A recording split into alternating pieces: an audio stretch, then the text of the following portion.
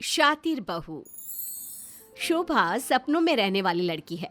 वो अपनी जिंदगी को अपने हिसाब से जीना चाहती है, फिर चाहे इसके लिए उसे कितना ही नीचे क्यों ना गिरना पड़े।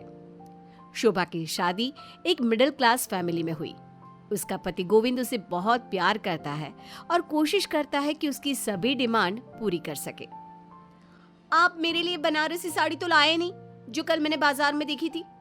आपको ना घर का सारा सामान लाना याद रहता है, लेकिन मैं कुछ भी मांग लूं तो आप भूल ही जाते हो, क्यों? अरे भूला नहीं हूँ शोभा, मेरे पास पैसे खत्म हो गए थे। कल पक्का ले आऊंगा। गुस्सा क्यों होती हो? पैसे खत्म हो गए थे तो अपनी बहन के लिए जो सोने की चूड़ियां बनवा के लाए हो वो मत लाते। बहन का सामान लाने में पैसे खत्म नहीं होते आपके, लेकिन मेरे लिए कभी कुछ होता ही नहीं है आपके पास। गोविंद एक कंपनी में काम करता है। पिता की पेंशन और गोविंद की सैलरी से घर अच्छा खासा चल रहा है। गोविंद अपनी बहन की शादी के लिए भी बचत करके पैसे जोड़ता है, लेकिन शोभा वो तो दुनिया की चकाचौंध में बराबर खोई रहती है। गाड़ी, बंगला, महंगे जेवर, लग्जरियस लाइफ की उसकी सोच उसका पीछा ही नहीं छोड़ रही है। इसलिए वो अपने पति को दिन रात सुनाती रहती है। सुनिए जी, कल आपके ऑफिस की छुट्टी है ना, हम कहीं बाहर घूमने चलेंगे। ठीक है शोभा, ठीक है। मैं बाकी सबको भी बोल देता हूँ कि सब तैयार हो जाए। और हाँ, तुम माँ और कंचन के साथ मिलकर कुछ अच्छा सा खाना बना लेना। हम खाना साथ में लेकर जाएंगे। अरे कभी तो अपनी कंजूसी छोड़िए, कल सब लोग बाहर ही खाना खा लेंगे। अरे इससे आपकी दौलत में कोई कमी नहीं आ जाएगी। शोभा, मैं खर्च कम करता हूँ तो इसका मतलब ये नहीं है कि मैं कंजूस हूँ। हमें कंचन की शादी के बारे में भी तो सोचना है ना। और आजकल देखो ना कितनी महंगाई है। इस तरह गोविंद शोभा को हमेशा समझाता रहता, लेकिन उसे तो कोई बात समझ में ही नहीं आती। अगले दिन सभी लोग घूमने गए। परिवार के सभी लोग पार्क में बैठकर खाना खा रहे थे कि तभी शोभा की नजर एक अमीर युवक सनी पर पड़ी। सनी वहां अपने कुछ दोस्तों के साथ आया था और वो इतना हैंडसम लग रहा था कि कोई भी उसे देखे बिना रह नहीं सकता था।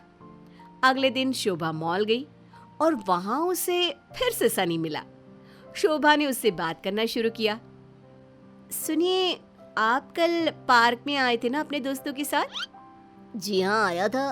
और आप भी थी क्या कल वहाँ? हाँ, मैंने देखा था। आप किसी के साथ आई थी ना?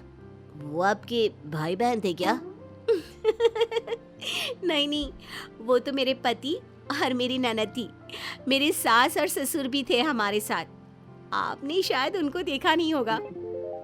अच्छा अच्छा, हाँ, तो आप शादीशुदा हैं। आपके हस्बैंड क्या करते हैं? जी, हाँ, मैं शादीशुदा हूँ। मेरे पति एक कंपनी में जॉब करते हैं। अब शोभा और सनी की बातों का सिलसिला आम हो गया था। सनी का रहन सहन और धन दौलत ने शोभा को बहुत प्रभावित किया। अब उन दोनों की नज़दीकियां बढ़ने लगी। सनी के साथ अच्छे होटलों में जाना, महंगी कार में घूमना और अच्छे अच्छे गिफ्ट, कपड़े और गहने लेने का दौर शुरू हो चुका था। एक दिन गोविंद ने अपनी पत्नी के गले में एक महंगा हार देखा तो उसने पूछा, शोभा, ये इतना महंगा हार तुम कहाँ से ले आई? जहाँ तक मुझे याद है मैंने तुम्हें इतने पैसे नहीं दिए कि तुम इतना महंगा हार खरीद सको। गोविंद का सवाल सुनकर शोभा के चेहरे का तो रंग ही उड़ गया।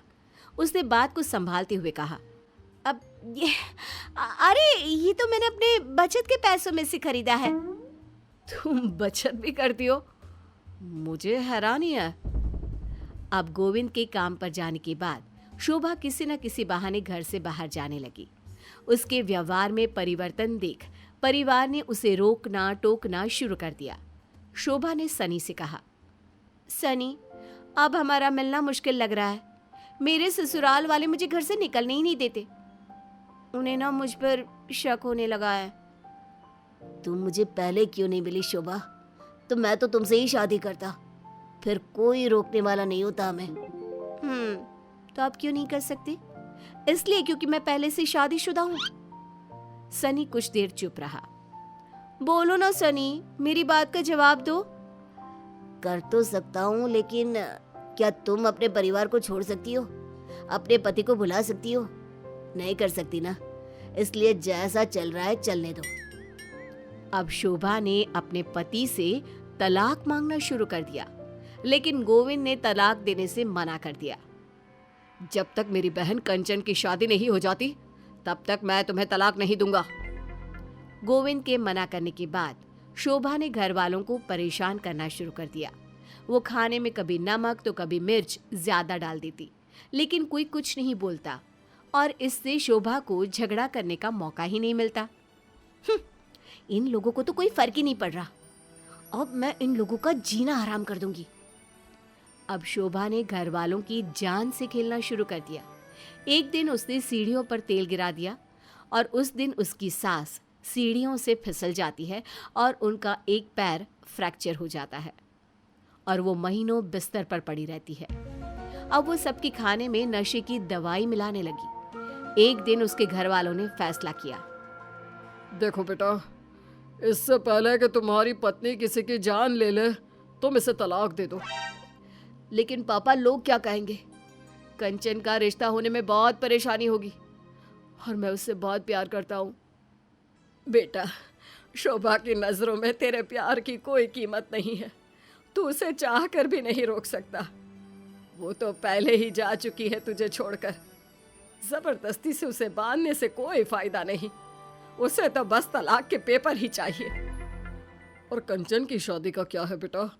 हम जिंदा रहे तो उसकी शादी भी हो जाएगी, लेकिन तेरी पत्नी ने गुस्से में आकर हम सबको मार दिया तो क्या होगा? कभी सोचा है? घर वालों के समझाने पर गोविंद मान गया और दोनों एक दूसरे से कानूनी रूप से अलग हो गए। शोभा उस दिन बहुत खुश थी, लेकिन गोविंद बहुत दुखी था। उसे शोभा के साथ बिताए पल याद आ रहे थे। शोभा को तलाक देने के बाद उसने कहा, शोभा, ये हमारी आखिरी मुलाकात है। इसके बाद हम कभी नहीं मिल पाएंगे। मैं तुमसे बहुत प्यार करता हूं और करता रहूंगा। तुम्हारा नाम शोभा है, लेकिन तुम कभी भी मेरे घर की शोभा नहीं बन पाई। इस बात का दुख मुझे हमेशा रहेगा, पर इस बात की खुशी है कि तुम खुश हो। हमेशा खुश रहना। गोविंद इतना कहकर आंखों में आंसू लिए वहां से चला गया और शोभा सनी के पास तलाक के कागज लेकर पहुंची। देखो सनी, आखिर मुझे मेरे ससुराल वालों से मुक्ति मिल ही गई। अब हम दोनों आराम से रह सकते हैं। अब हम जल्दी शादी कर लेंगे, है ना?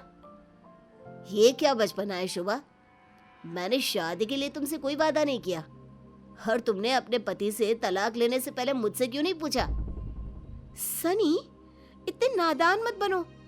तुमने ही तो मुझे तलाक लेने के लिए उकसाया था। मैंने तुम्हें उकसाया और तुम मान गई। तुम अपने परिवार की नहीं हुई तो मेरी क्या होगी? तुम एक लालची औरत हो। तुम्हें सिर्फ दौलत से प्यार है। उन दोनों में काफी देर तक बहस होती रही। तब सनी ने शोभा के मुंह पर पैसे फेंक कर मारे और वहां से चला गया। शोभा पश्चाताप के आंसू गिराते हुए अतीत की यादों में खो गई। उसे अपने पति की वो आखिरी मुलाकात और उसका एक एक शब्द याद आने लगा।